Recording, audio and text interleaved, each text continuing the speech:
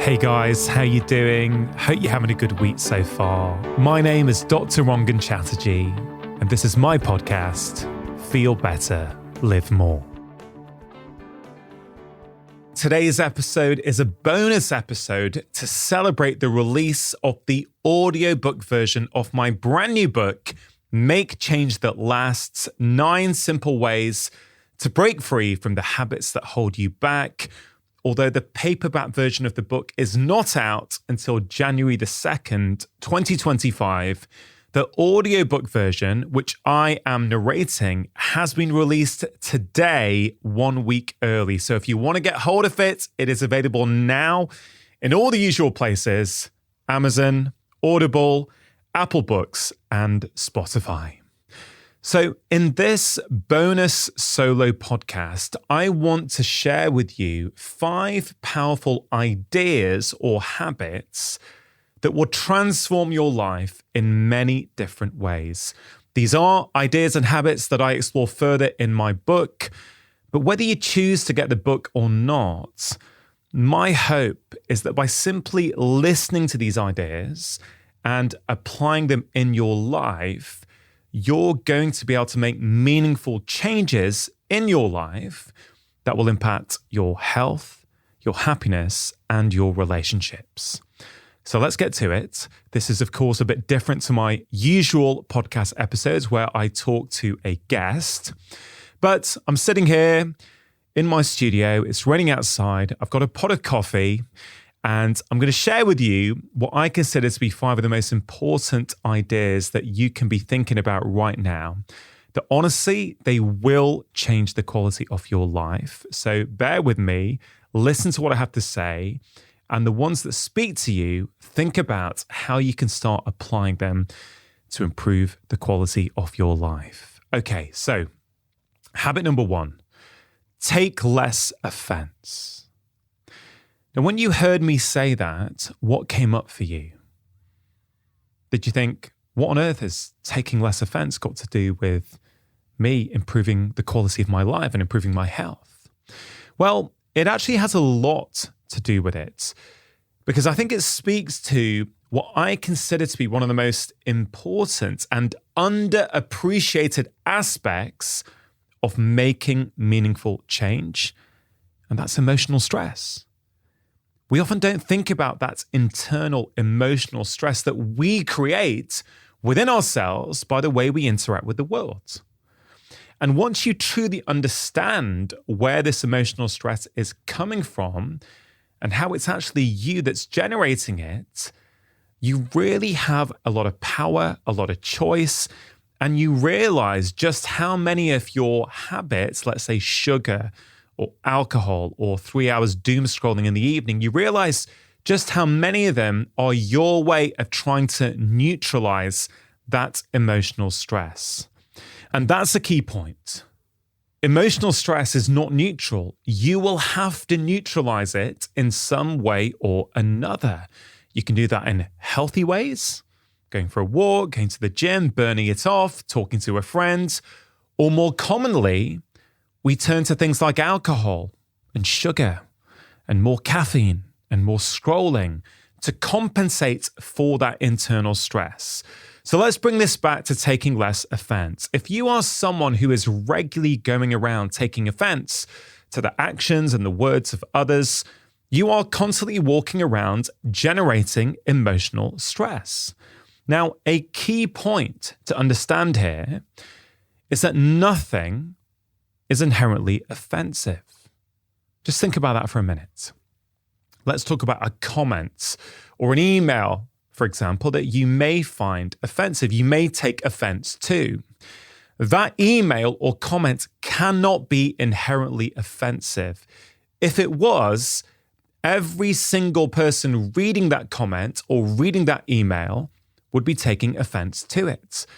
The fact that not everyone does means that it's not the comment or email that is offensive. It's something within us that's been activated that has caused us to want to take offense. Now, once you truly understand that point, it's actually really liberating, Because it's very hard to make meaningful change in the long term in our lives if we're constantly blaming the world around us for our internal responses. Now, I want to make something really clear. I'm not saying that we need to like all the actions and comments from other people. I'm saying that you don't need to take offense. You can train yourself to stay relatively emotionally neutral, which means if actually you do want to address the behavior or the context of an email by someone else, say your boss, you're much better able to because you didn't take offense and you stayed emotionally neutral. So I think this is a really, really important point. Now, I've mentioned already how this emotional stress that we generate leads us to a lot of these problematic behaviors, a lot of these behaviors that we're actually trying so hard to cut back on, reduce, maybe avoid. But there's another reason why taking less offense is really good for our well-being. Stress. Chronic stress is thought to be behind 80 to 90% of what a medical doctor sees in any given day, because chronic stress impacts every single organ system in the body, your brain, your immune system, your gut function, your blood pressure, your blood sugar. All these things are negatively impacted by chronic stress. And if you're someone who regularly is taking offense to the world around you, you are going to be experiencing a lot of internal chronic stress. So what can we actually do about it? The key point to understand is that it's you who's generating that offense. When you really understand what's going on, when you choose to take offense, it's actually very, very clear that it's not really possible for anyone else to offend us. It's our nervous system that is reacting, generating the response, not anybody else's. The fuse that is being lit resides within us. And when we place the blame elsewhere, we give power to other people, even complete strangers on the internet. So if we want to thrive in the long term, we simply have to give up our reliance on blaming the external world for our internal responses. Now, in my book, I have a few practical exercises to help you take less offense, to help you deal with criticism in a much more helpful way. But one of the exercises I want to share with you right now is what I call in the book the widen the gap exercise. The next time you find yourself wanting to take offense at something, see if you can take a pause. Now, you might be able to work through the situation in your mind right there in the moment. If not, you might want to do it at the end of the day in a journaling exercise, for example, where you reflect on when you did take offense of the day and figure out why that bothered you so much.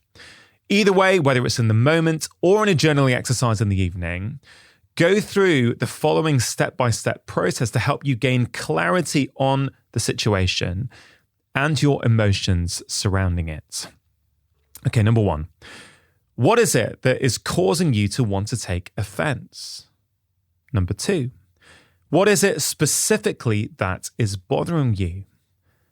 Number three, is it the intention of that person to offend you? Number four, what story about the situation could you write in your mind that would add compassion and understanding? Number five, can you imagine a scenario whereby you would understand why that person has that point of view? For example, their childhood, upbringing, parents, early life experience, friends. Does this change how you feel about them? Number seven, is there any possibility that you might have misinterpreted things and got the wrong end of the stick?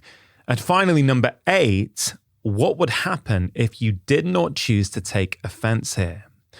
With regular practice of this exercise, you will find that you feel offended less often and are able to take a different, more empowering perspective in many situations. Now, we just want to go back to point 7 for just a moment. Is there any possibility that you might have misinterpreted things and got the wrong end of the stick. This is a really important one, and it speaks to this wider idea that you may have heard me talk about before, which is this idea that we see the world through the state of our nervous system. So have you ever misinterpreted an email? And again, this really speaks to this idea that most events in life are neutral. It's the perspective we take on them that determines its impact on us. So an email fundamentally is neutral. It's the perspective we take. And the reality is, if you start paying attention, you will find that a lot of the time you interpret the email differently depending on your emotional state. For example, if you've had a weekend off, and you've been totally relaxed and chilled, then you could get an email on the Monday morning and interpret it a certain way. Maybe you can see a different perspective. Whereas if that was on a Friday afternoon, that same email, and you had had a busy work week and a lot of stress, and you're a bit sleep deprived, you would interpret that same email completely differently because it's within you. The state of your nervous system often determines how you view the situations in your life. And that's one of the wider points about why I'm so passionate about people training themselves and learning the skill of taking less offense. Because if you're chronically taking offense, you're walking around thinking the world is against you, everyone else is acting in the wrong way. If they acted differently, I would feel better. People should be more careful about what they post on social media. Their comment is why I feel bad. I'm going to take offense to that. What you don't realize is that you are the one generating huge amounts of emotional stress by the way you are interacting with the world. And over time, that chronic stress is harmful to your health, your happiness, and your relationships. Habit number 2, stop complaining. Marcus Aurelius, the Roman emperor, once said, "Don't be overheard complaining, not even to yourself." Now, why is not complaining so important for our health, our happiness, and our relationships? Well, for so many reasons, but one of the big reasons is because of this idea that I have already been talking about, emotional stress. People who regularly complain are generating huge amounts of internal stress within them, which they then need to neutralize, often with unhelpful behaviors. Right, so complaining less will help your behaviors. It's also going to help your relationships because people don't generally like to be around people who complain a lot. It's not that pleasant. So I think it's worth you asking yourself, and perhaps you've already done this, how much do you complain? I don't know if you've ever done that before. It's a very powerful exercise. You just try and go through the day and note down how much you complain. You can also do this over the course of a week, and it's very, very powerful. And if you want an even deeper insight into how much you complain, you might want to ask your partner or a friend or a work colleague. They may have a slightly different perspective to you, a perspective that can be very, very helpful. Because basically, every time you complain, what are you saying? You are saying that I am disappointed and surprised by the natural order of life. What do I mean by that? Well, the natural order of life is that things are always going to go wrong. Things are always going to happen in a way that perhaps you don't want or you don't expect them to. And there's a chapter in my new book called Expect Adversity. And in that chapter, I really talk about this idea that actually, if you can train yourself to expect adversity, when that adversity does arise, you're not stressed out by it because you knew it was coming. So let me frame that another way. Businesses really, really understand this idea. They have a concept which I think is really valuable for us to apply to life. It's called shrinkage. So let's take a supermarket, right? If you're a supermarket and you're trying to plan how much profit you're going to make in the year, you know that some things that you don't want to happen are actually going to happen. People are going to steal some of your stock, right? That's going to happen. Some of your stock, despite your best planning, is going to go off. They're not surprised by that. They build it into their business plan, right? That's their shrinkage. They built it in. And we can actually apply that concept in our own lives because we've all got shrinkage waiting for us in our futures. When we look ahead, we can't predict what adverse experiences are coming our way. The only guarantee is that they are coming for us in some way or another. But too many of us are reliant on this myth that nothing in our lives will ever go wrong. And basically, we set ourselves up for misery and sickness. Now, I want to tell you a little story about a close friend of mine, a GP, who had a complaint made against them about the misdiagnosis of cancer. Now, first of all, I want to acknowledge that if you're a family and that you feel that cancer has been misdiagnosed or was diagnosed too late, I totally understand why you would want to take that further and get some answers. But when I'm talking about complaining less, that's not really the point I'm trying to make. The point I'm trying to make is the impact that complaints had on my GP friends.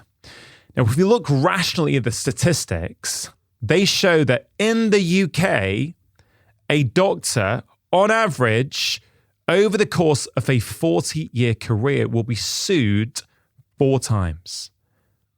Okay, so this is the standard level of shrinkage that any doctor should really expect. It doesn't matter how good you are.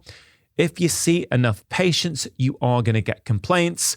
You can apply that concept to driving. If you drive enough miles and for enough years, the likelihood is, even if you are the best driver on the planet, at some point you're likely to get into a scrape or a crash of some sort. Okay, it's just a numbers game.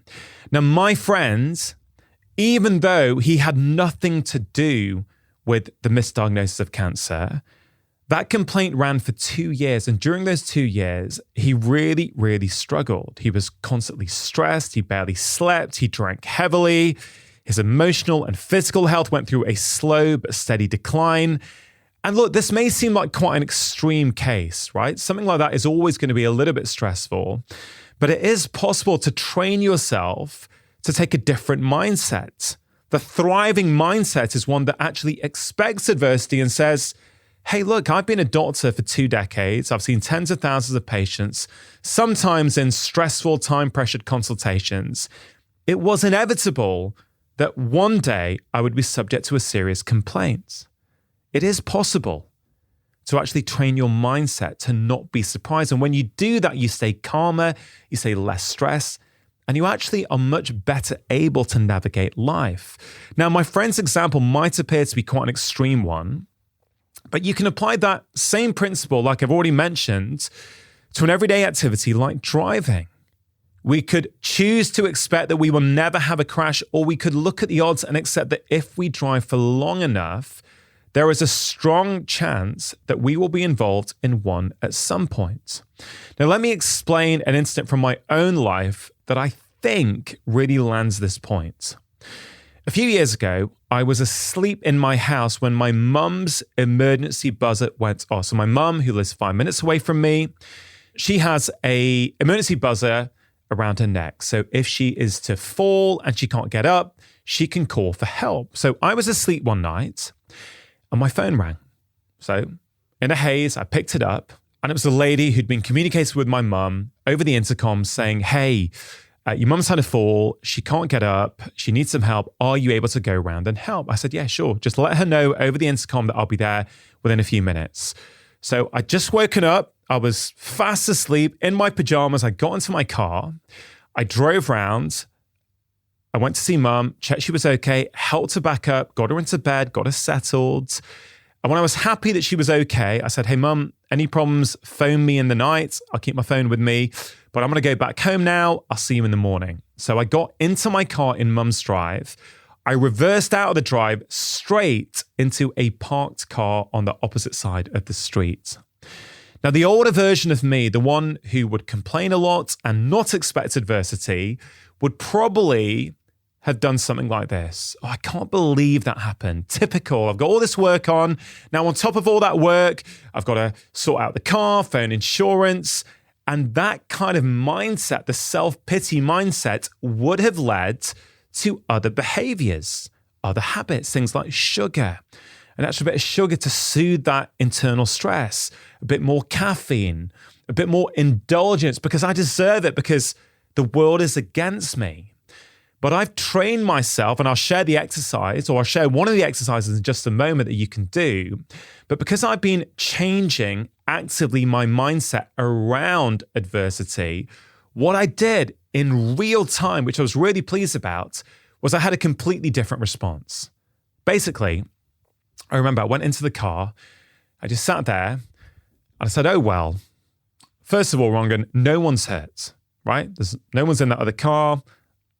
I'm not hurt. No harm done. Secondly, I've got insurance. No big deal. They'll sort this out.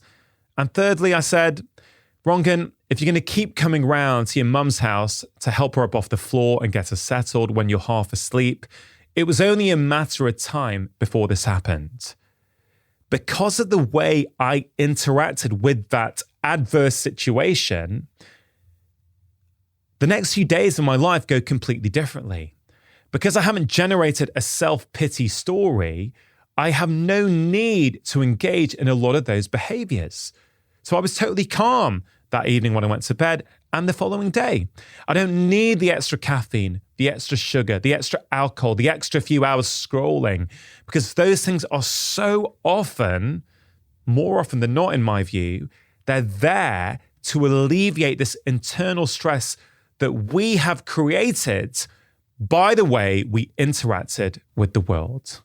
And that's why I started off in this second habit talking about complaining.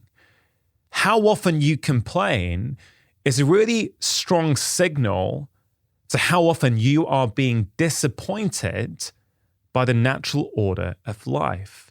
So let me share with you a very simple exercise from my new book that's going to help you reframe your complaints. Every time you catch yourself complaining about something, without exception, I want you to stop and do one of two things. Every time you catch yourself complaining about something, without exception, I want you to pause and either turn it into an action, basically you do something about it, or reframe it into a moment of gratitude. This is such a powerful exercise. And if you do it regularly, I promise you, it will change the way you interact with adversity, the way you interact with life. If you choose gratitude, you are reminding yourself how much worse things could be and how lucky you are in so many other ways. And if you choose action, you are basically embracing your own power and agency and ability to make the situation better.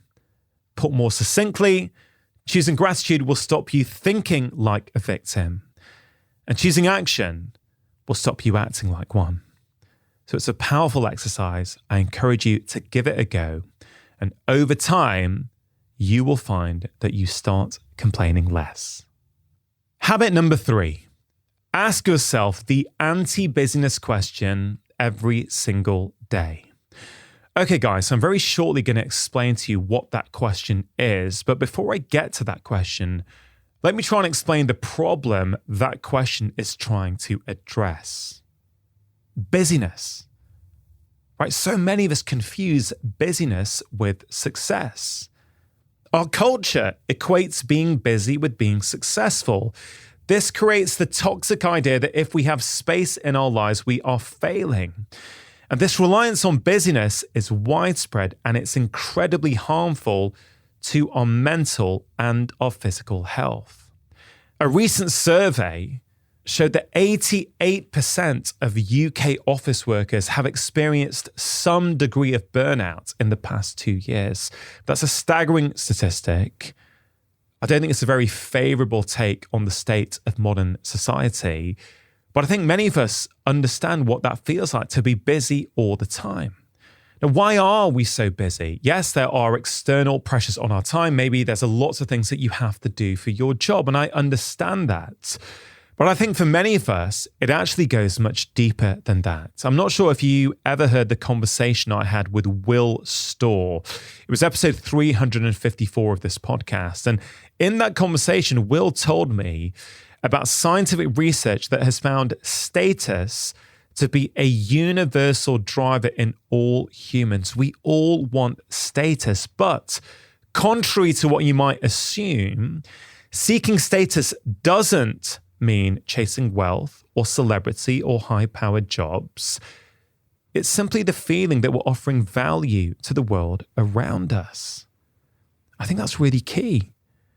I think for so many of us, our reliance on busyness comes from a fear of insignificance, right? Back in the hunter-gatherer tribes that we evolved in, we would have received status for being a great forager of sweet potatoes, a great hunter, a wonderful storyteller, someone who guards the tribe at night, right? We would know on a daily basis what value we held for the people around us. But I think for many of us in today's culture, where we've often moved away from our tribe, our communities, our families for job opportunities and maybe better pay, I think this creates a deep unconscious fear that we are not of value, which is one of the reasons why we are hell-bent on trying to prove that we have status by always appearing busy. Now, the truth is, rather than being a sign of success, busyness can often be a sign of laziness. Now, listen, I want to make it very clear. Some people, of course, cannot help being incredibly busy. Perhaps you are a single parent struggling to pay your bills and bring up your kids. Perhaps you're a mother or father who's trying to run a business, spend time with your children, and care for elderly parents without much support. I understand that. But I'm saying for many of us, our reliance on busyness is a signal that we haven't organized our life properly and are too focused on one aspect of it at the expense of all others. And that's why I created this anti-business question, right? It's very simple. It's very powerful. I do it every morning, and I'd encourage you to answer it every morning as well. And it goes like this. What is the most important thing I have to do today? It's a simple question, but it's very, very powerful.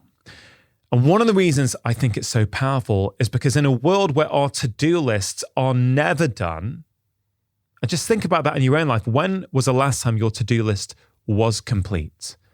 Because we live in a time where, let's say you have a lot of emails in your inbox, and let's say that you manage to clear them all and get through your to-do list, and you take a break and go to your kitchen, make a cup of tea to switch off and chill out for 20 minutes or so. In those 20 minutes, you may have received 20 brand new emails. There is simply nothing you can do about that. Right? Those emails may or may not come, irrespective of what you do. So I think this question becomes really, really helpful in this modern world where our to-do lists are never done. It helps you prioritize.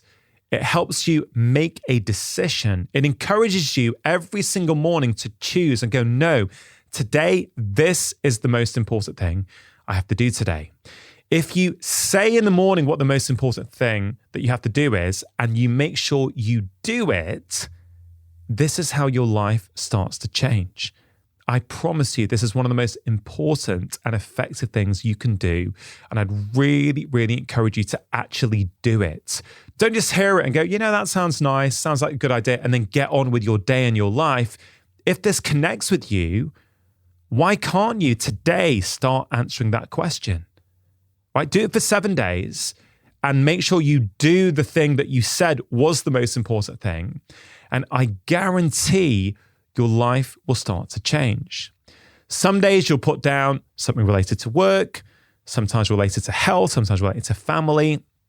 And actually, by you choosing, it doesn't mean that nothing else in your life is important. It just means on that particular day, that's what you've decided to choose as the most important thing. So on a Monday, for me, for example, it might be a work-related thing that I put down in my journal.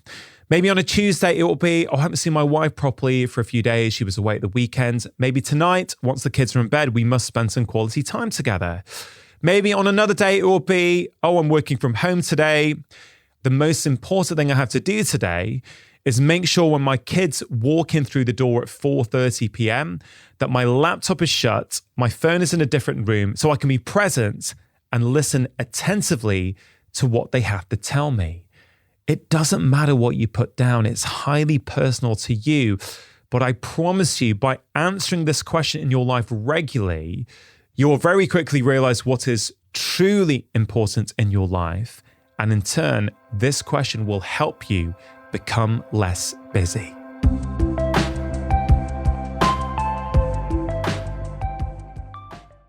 Just taking a quick break to give a shout out to Bon Charge, who are sponsoring today's show. Now, something I often cover on this podcast is the importance of sleep and how beneficial better sleep can be for our health and well-being. Now, often it's the small things that really can make a big difference. And for me, there is no question that when I swapped out my usual bedside bulbs to the low light ones from Bon Charge, it made a huge difference. In fact, in my house for many years now, all of the bedside lamps contain Bon Charge's amber low light bulbs. Bon Charge also make fantastic blue light blocking glasses, which I think are some of the highest quality out there. Now, a product of theirs that I really like that many of you I know also are big fans of is their infrared sauna blanket, which is much cheaper and more accessible than having a sauna in your own home. It's really easy to set up, takes less than a minute, and you can basically enjoy a 30 or 40-minute session whilst relaxing, reading, or watching TV. And this can help with all manner of things, including relaxation, stress reduction, and sleep. If you go to boncharge.com/livemore and use the coupon codes LIVEMORE, they are giving you an incredible 20% off all of their products. That's boncharge.com/livemore and use the coupon codes LIVEMORE to save 20%. Just taking a quick break to give a shout out to AG1, one of the sponsors of today's show. Now, AG1 has been in my own life for over 5 years now. It is a science-driven daily health drink with over 70 essential nutrients to support your overall health. It contains vitamin C and zinc, which helps support a healthy immune system, something that is really important, especially at this time of year. It also contains prebiotics and digestive enzymes that help support your gut health. And all this goodness comes in one convenient daily serving that makes it really easy to fit into your life. No matter how busy you feel, it's also really tasty as well. Now, the scientific team behind AG1 includes experts from a broad range of fields, including longevity, preventive medicine, genetics, and biochemistry. And I talk to them regularly and I'm really impressed with their commitment to making a top quality product. For listeners of my podcast, AG1 are giving a special exclusive offer. You can get a free 1-year supply of vitamin D and K2 and 5 free travel packs with your first order. These packs are perfect for keeping in your backpack, office, or car. If you want to give them a try, just go to drinkag1.com/livemore.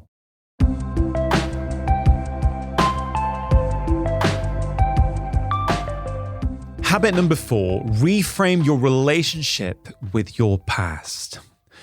Okay, this is big. There are so many ideas within this concept that I explore in Make Change That Lasts. But for this podcast, the one idea I wanted to share with you was about regret. Are you someone who has a lot of regrets? If you look up regret in the dictionary, one of the definitions is a feeling of sadness, repentance, or disappointment over an occurrence or something that one has done or failed to do. It's interesting, isn't it, this concept of regret, a feeling of sadness or disappointment. And I think for me, that's one of the reasons why I believe regret to be unhelpful for so many different people. Because I think those feelings, for many of us, lead to guilt and shame. And if we are being consumed with guilt and or shame, it's actually very, very hard to make meaningful change in our lives. It really, really is.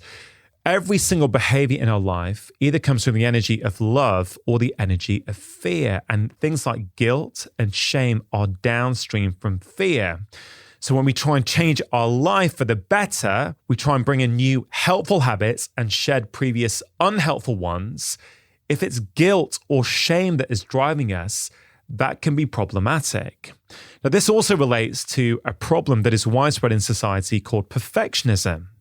Rates of perfectionism are rising rapidly in many parts of the world. There was a 2018 study of over 40,000 people in the US, UK, and Canada found that levels of perfectionism had risen substantially.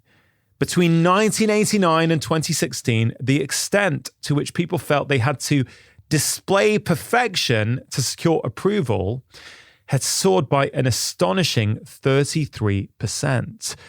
This is one of the issues I have with regret, especially for people who suffer from perfectionism. And I definitely suffered from perfectionism for much of my life. I would call myself a perfectionist in recovery. And I've actually come to believe that regret is a form of perfectionism. At its core is the belief that we have the capability to be perfect and make perfect decisions. And the fact that we didn't means that we've somehow failed. But the truth is that all of us are imperfect. And when we do make mistakes, those mistakes are usually not apparent until sometime after. Of course, that doesn't mean we can't learn from our past and make better decisions going forward. Of course we can. But I'm not saying that. I'm simply saying that it doesn't really help us to look back on our past mistakes with negativity and guilt.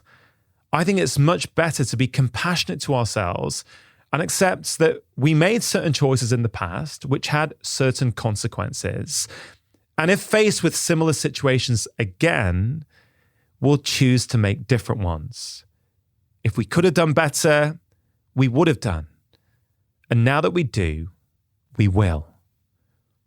I think it's really, really important that you spend a little bit of time thinking about your own relationship with your past. Are you consumed with regret over things that you either did or did not do? And perhaps a slightly different way, and hopefully a helpful way to look at this, is with this idea that every single person is doing the best that they can. Well, that's a belief that you can choose to take. You can choose to apply to other people. And you can choose to apply to yourself. And I genuinely do believe that we are always doing the best that we can based upon what we know and based upon the current situation in our life. You don't have to choose to take that view on the world. After all, it's a belief, and we can choose to adopt certain beliefs or not adopt them. The question is always, though, what is going to be helpful for me? Is the belief I hold around the world useful? I contend that if that's the view you take on the world, that every single person, including yourself, is doing the best that you can, I think it's a much calmer, happier, and more compassionate way to live. And then let's just apply that to ourselves through the lens of regret. Let's say, I don't know, you're in your 40s right now, and you're regretting something that you did in your 20s. Do you think that's really fair? I mean, think about it another way. Are you the same person that you were 5 years ago? Or even 1 year ago? Or have you changed? Have you updated your beliefs somewhat about the world? I know I have. I'm constantly evolving and updating my beliefs. It seems a little bit harsh for me now in my 40s to judge my 22-year-old self about something they did or did not do. Back then, I was doing the best that I could based upon what I knew. If I'm faced with a similar situation again now, sure, with my increased knowledge and life experience, I may choose to act differently. And I believe that for most of us, that is a much more helpful way to look at our pasts. Instead of regretting things in our past and being consumed with guilt and shame, I prefer instead to look back at our past to help us make better decisions in the present and in the future. If we could have done better, we would have done. And now that we do, we will. Habit number 5, do something hard every single day. Okay, what is your relationship like with discomfort? Are you someone who naturally likes to embrace it? Or are you someone who tries to avoid it at all costs? Well, look, if you are someone who tries to avoid it, please don't feel bad. Humans are hardwired for comfort. We want to make our lives more and more comfortable. That's why today we've got apartments, houses with heating, air conditioning, all kinds of modern inventions that in so many ways have improved the quality of our lives. But I would say about 50 years ago or so, something changed in the world. Prior to that, our desire for comfort and to make our lives easier actually improved our lives. But I would argue today, our desire for comfort is not only harming our lives, it's actually killing us. Most of the chronic diseases that we are suffering from today can be directly linked to our reliance on comfort. Take type 2 diabetes, for example, which currently affects around 7 million people in the UK alone. Now, type 2 diabetes is a condition that occurs because excess fat has accumulated inside our bodies, which damages our metabolism. This causes our blood glucose levels to rise, which results in kidney, eye, circulation, and nerve problems, to name just a few. Now, a condition like this can pretty much only exist in a world of comfort and convenience. If you look at traditional societies or hunter-gatherer societies, everyday life is a little bit uncomfortable. In fact, for most of our existence, humans have had to move their bodies every day to acquire their food and cook it. It would have been almost impossible for excess fat to build up inside our bodies over a long period of time, with all the damaging effects on our health that this causes. Our bodies still expect this kind of daily effort and movement. And the truth is, today, most of us live lives of excessive physical comfort. With our sofas, sedentary jobs, cars, and home deliveries of anything you could possibly imagine, from food to books to light bulbs, and it's literally killing us. The scientific research shows us clearly that a lack of movement is one of the leading causes of premature death globally, increasing our risk of cancer, obesity, heart attacks, strokes, and type 2 diabetes.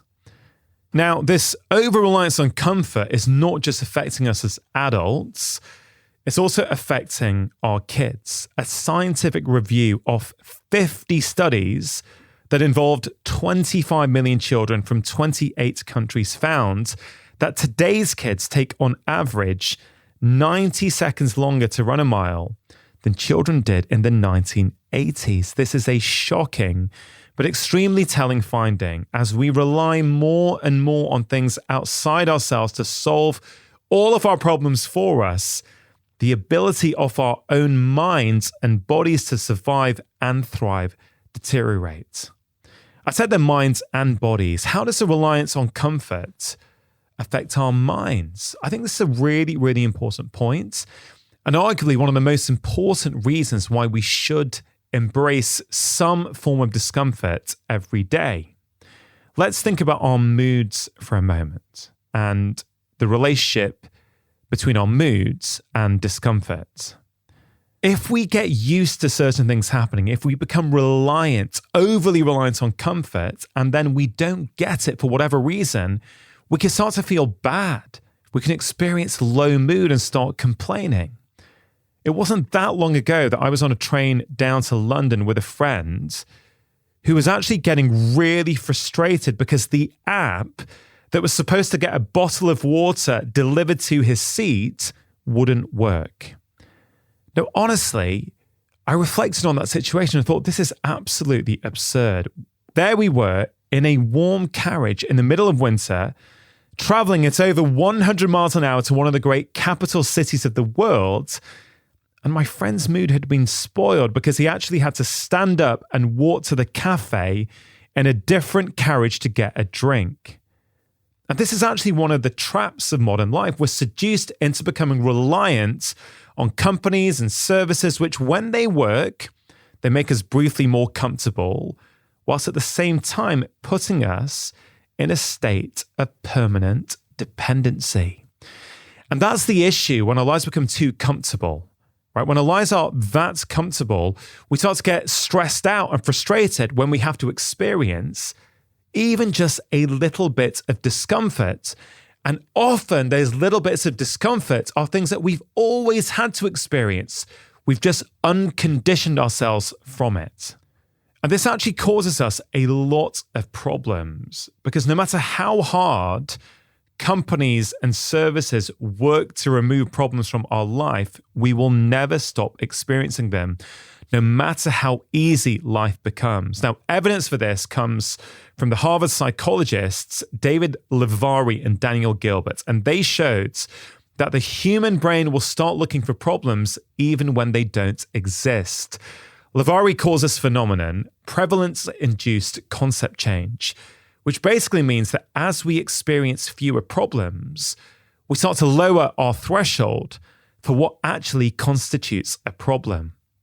So they conducted a series of experiments that beautifully demonstrated this, including one in which they asked participants to identify faces that appeared threatening, which they did just fine. But as the number of threatening faces they were shown was reduced, they then started to classify ordinary faces as threatening as well. That's the problem here. If your life becomes really, really comfortable, yes, you're going to get physically weaker. You're going to be at risk of low moods, but you're also going to start finding problems where problems don't really exist. And I honestly believe this is one of the reasons, not the only one of the reasons why rates of anxiety are growing these days. Now, over the years, I've seen this with so many of my patients. Many of them seem to have a low-grade anxiety that was built on this foundation of fragility. On a deep level, they knew that things in their life could get worse, but because they had never tested themselves, they didn't actually trust themselves to be able to handle whatever came their way. That's why it's so important to regularly do uncomfortable things. Sure, a lot of those practices have physical benefits, but for me, their real benefit is psychological. It's about changing the way we feel about ourselves. How resilient do we feel? How capable do we feel? There's plenty more that I expand upon around this concept in chapter 4 of Make Change That Lasts. But in terms of giving you some practical take-homes right now, I want you to think about how can you start to embrace discomfort every single day in your life. And please remember, this doesn't need to be something massive or a big gesture. There are simple things that we can do each morning that are basically us embracing discomfort. Doing your meditation each morning takes more effort than drinking your coffee while scrolling Instagram, but it will help you feel calmer and more in control. Turning your smartphone off 1 hour before bed takes more effort than watching YouTube on it, but will likely improve intimacy with your partner as well as the quality of your sleep. Taking the stairs to get to the supermarket parking lot is harder than taking the elevator, but over time will make you stronger and more resilient. Right? So there's all kinds of things that you can think about doing. You could take a cold shower, if that's your thing, at the end of your warm shower, even 10 or 15 seconds, right? It doesn't have to be something really extreme, like a cold plunge with freezing cold water. Just a small cold shower each day is you intentionally embracing discomfort. Now look, there is one study that actually shows that people who take a 30-second cold shower each day at the end of their warm shower report fewer sick days than those who don't. But for me, the most important benefits are psychological. You're doing something hard when you don't need to. And that's where the value lies. I mentioned taking the stairs before. That is something I've done for the last 5 years. I made myself this internal rule to basically say that I'm always going to take the stairs unless there's a damn good reason not to. And basically that means that my default has become taking the stairs. Sure. Do I do it 100% of the time? No. If I'm on holiday with my family, with multiple suitcases, and our room is on the 15th floor of a hotel, sure, I may not take the stairs. I may actually take the lift. But generally speaking, I will pretty much always take the stairs now, unless there's a really good reason not to. And in the book, I have this whole section on creating your own rules for discomfort. I have a rule that I always take the stairs.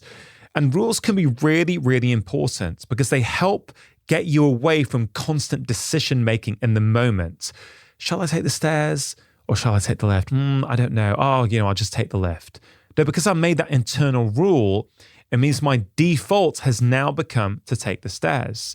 Now, whilst I think the majority of benefits for these practices are psychological in terms of what they do to how we feel about ourselves, our resilience, our trust in ourselves, there are also physical benefits. And just on climbing stairs, in April 2024, there was this research paper, a meta-analysis of studies covering more than 400,000 people, where they showed that climbing stairs was associated with a 39% reduced risk of death from heart disease and a 24% reduced risk of death of any cause, which is simply remarkable.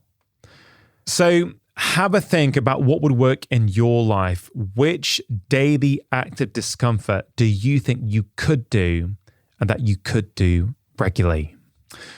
Okay, guys, I hope you found those 5 ideas useful. I've now finished my coffee. I hope it stopped raining outside. As a quick refresher, number 1 was take less offense. Number 2, stop complaining. Number 3, ask yourself the anti-busyness question every day. Number 4, reframe your relationship with your past. And number 5, do something uncomfortable each day.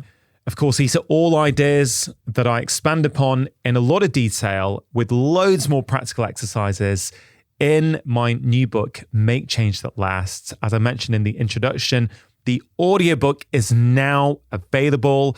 And to finish off today's episode, I want to leave you with a short snippet from the actual introduction of the audiobook. I hope you enjoy listening.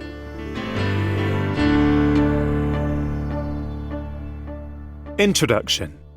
As soon as I answered the call, I could tell my old friend Helen was in a bad way. Helen had been a GP for 16 years and was one of the most resilient, positive people I knew.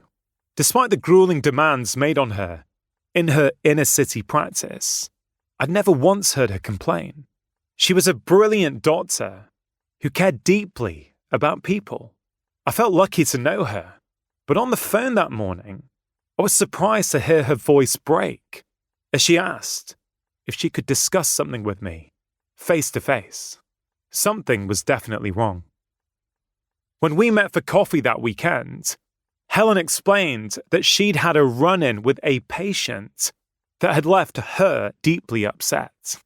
This patient was pre-diabetic, and she was talking to him about modifying his diet. There weren't many GPs who were more knowledgeable than Helen about the damage that too many ultra-processed and sugary foods can do to the body. She was a true expert in the field, always up to date with the latest peer-reviewed studies, many of which she would email me. Alongside her own informed and fascinating commentary, she was carefully explaining to this patient how excess sugar can increase his levels of inflammation when he said to her, "Why should I listen to you? You're fatter than I am." I was shocked to hear this and felt terrible for Helen. But as Helen herself pointed out to me, her patient was right. God, it was so humiliating, she told me. I just didn't know what to say. She shook her head and laughed sadly. I'm lecturing him about the harmful effects of sugar. She shook her head and laughed sadly. I'm lecturing him about the harmful effects of sugar when I've got a bag of Cadbury's giant buttons sitting right there in my desk drawer. Helen had been trying to control her chocolate habit for years. In fact, the reason she had become so well versed in the science of unhealthy eating was because she'd been trying to educate herself into having a better diet. She said, "It clearly hasn't worked. I know everything there is to know pretty much. I know that sugar is harming my health, and now apparently it's harming my ability to help my patients, but I still can't stop. There's always some excuse I manage to come up with to treat myself. I don't know what to do." I immediately thought of some of my own patients who seemed to already know everything I could tell them about health. And yet, despite being desperate for change, I also thought about the listeners of my podcast, Feel Better, Live More, and the readers of my books. So many times I'd spoken to people who were enthusiastic and committed to learning about health and made absolutely sure they were up to date on the latest ideas and findings, but still struggled massively to achieve the change they were so desperate for. They might be eating too much sugar, like Helen, or ultra-processed foods, or drinking too much caffeine or alcohol. They might be struggling to manage their stress, or sleeping poorly. They might be failing to move their body enough.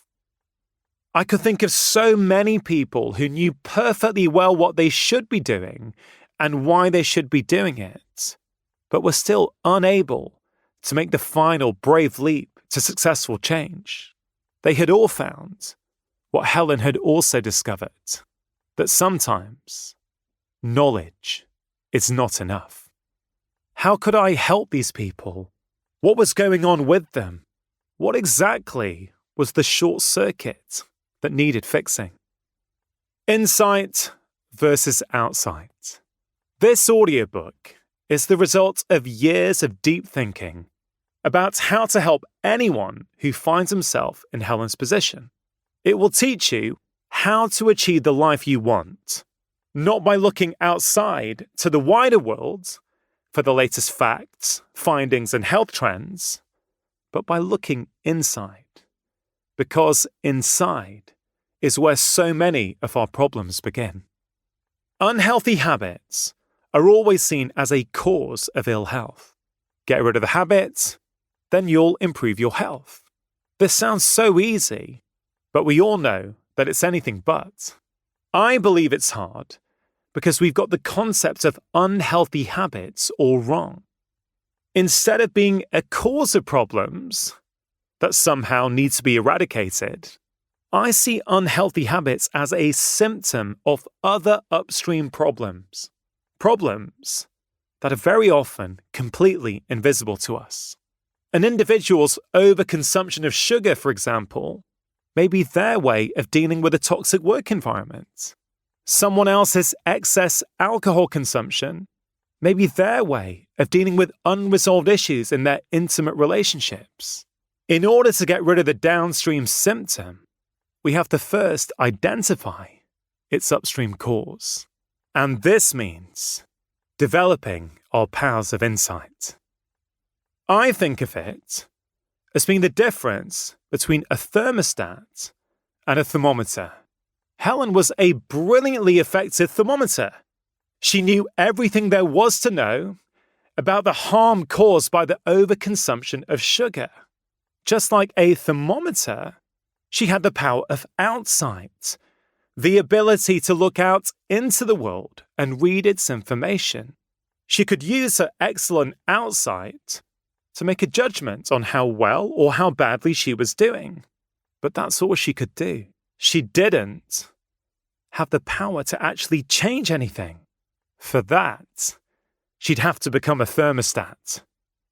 A thermostat has outsight, but also insight.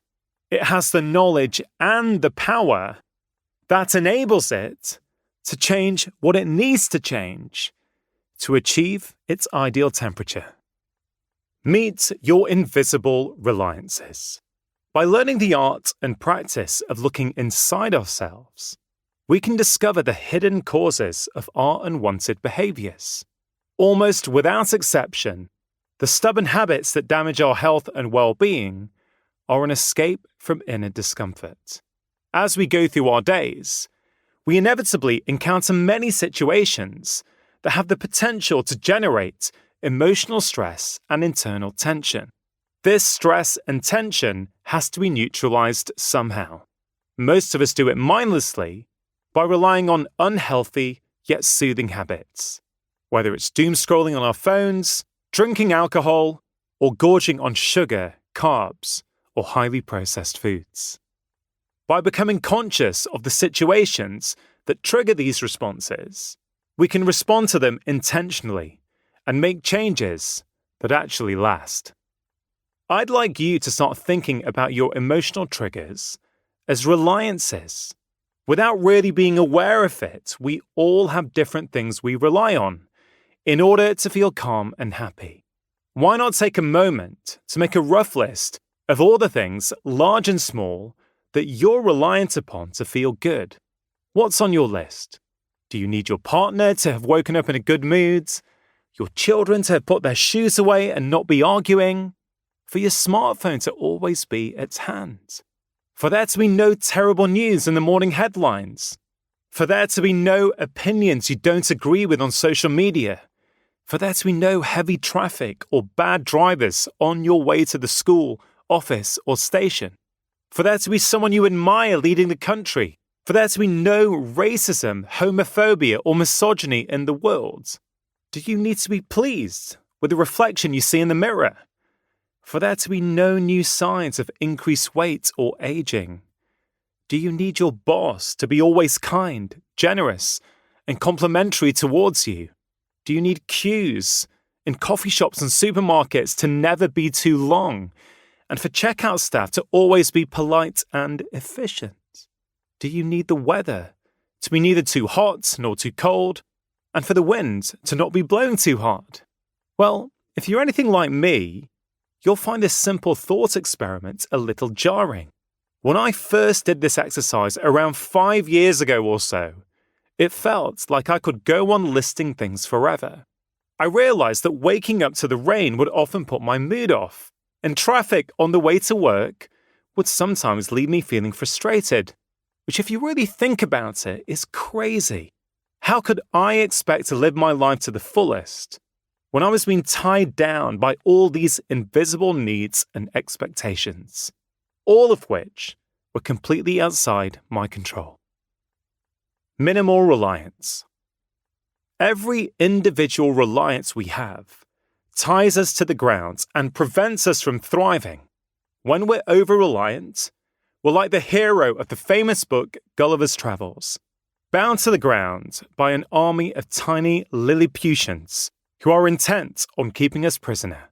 Every invisible reliance is a separate point of risk. Yes, we're able to feel somewhat good when some of them are met. On the rare occasions when most of them are met, we can even feel extremely good.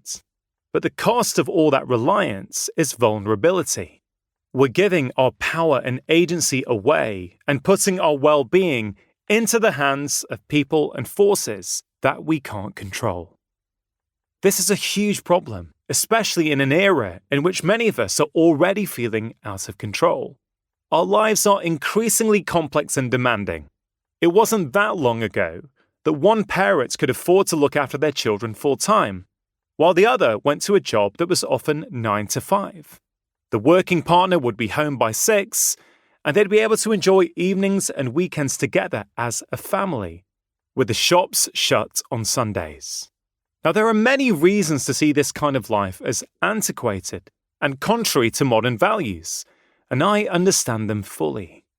My point is that this was a simpler, less stressful existence, one that was completely normal until relatively recently.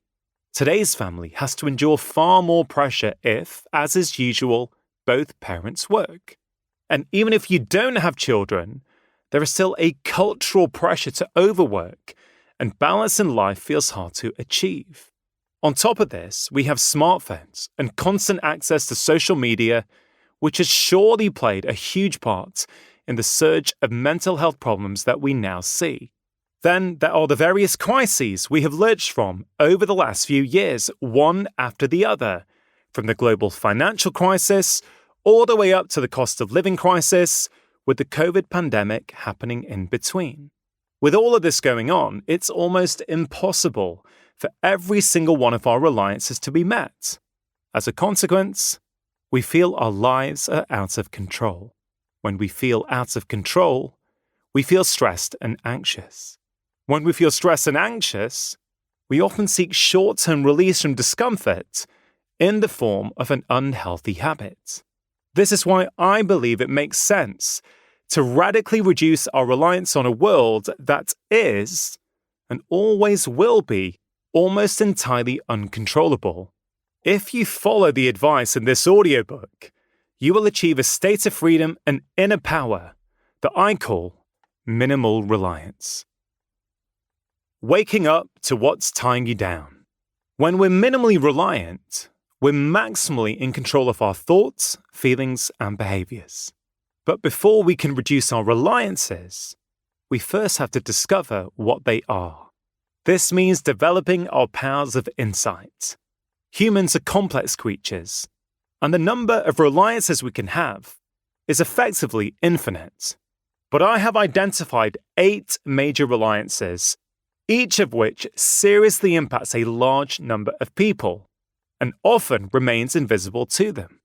Each chapter of Make Change That Lasts is a deep exploration of one of these major reliances. We're going to examine our need for other people to like us and validate our opinions.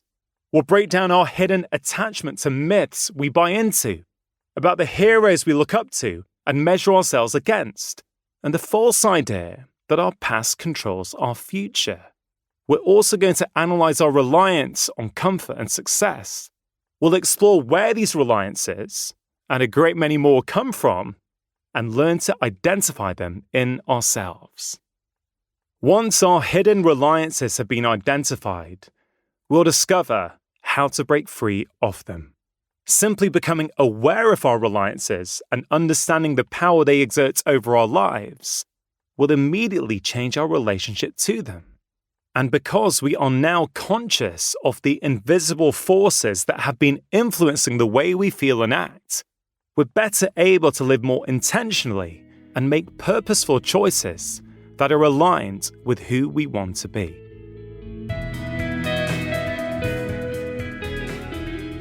If you enjoyed that short extract from my new book's introduction, and if you enjoyed the concepts that I discussed in today's episode, please do consider picking up a copy of my brand new book, Make Change That Lasts: 9 Simple Ways to Break Free from the Habits That Hold You Back.